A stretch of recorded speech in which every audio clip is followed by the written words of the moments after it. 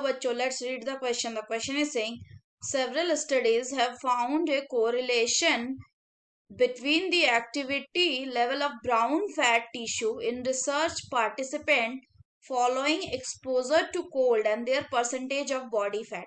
Devise a graph that would represent the result from such a study, labeling the axis and drawing a line to show whether the results show a positive or a negative correlation between the variable.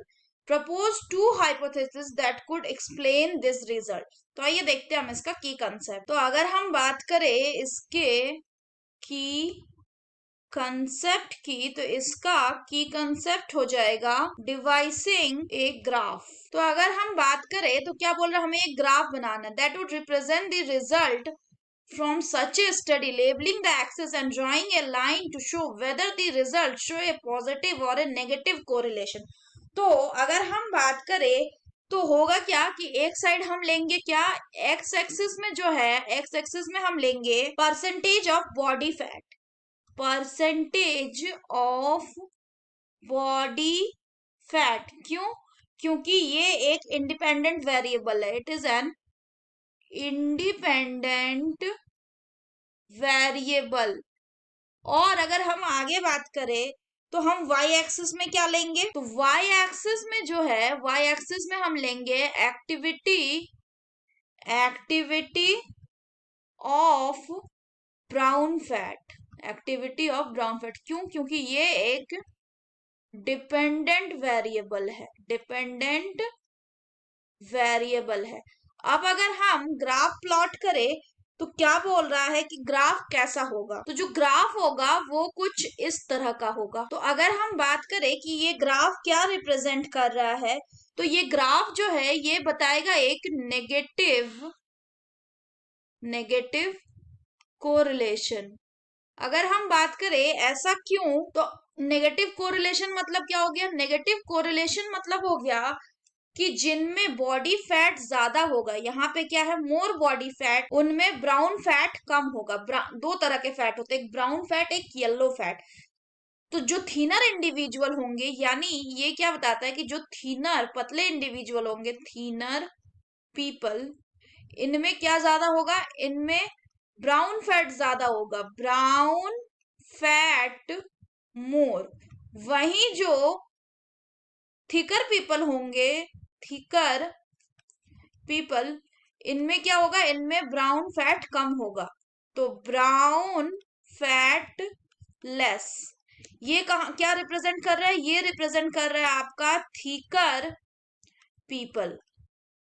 वहीं अगर हम यहां बात करें तो ये represent कर रहा है क्या, थीनर पीपल.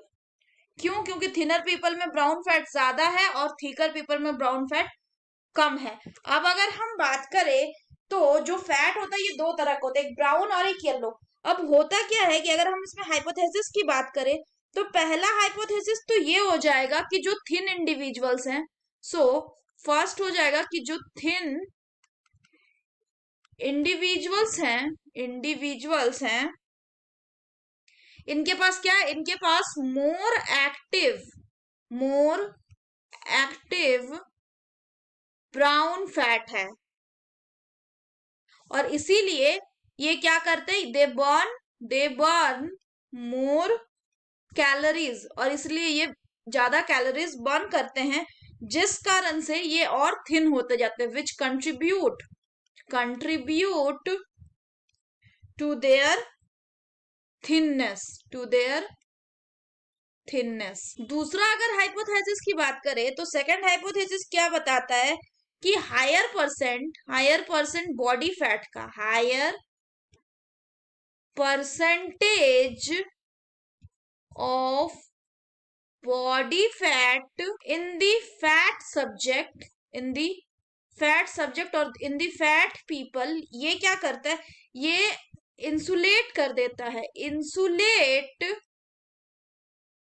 Their bodies. तो इसीलिए इनका जो ब्राउन फैट है, there brown fat did not have to be as active to be as active to maintain their body temperature. Their body temperature जब इसको किस में एक्सपोज किया गया, कोल्ड में, when exposed to cold, exposed to cold. So that's all for the question, बच्चों. Hope you understood it well. Best of luck.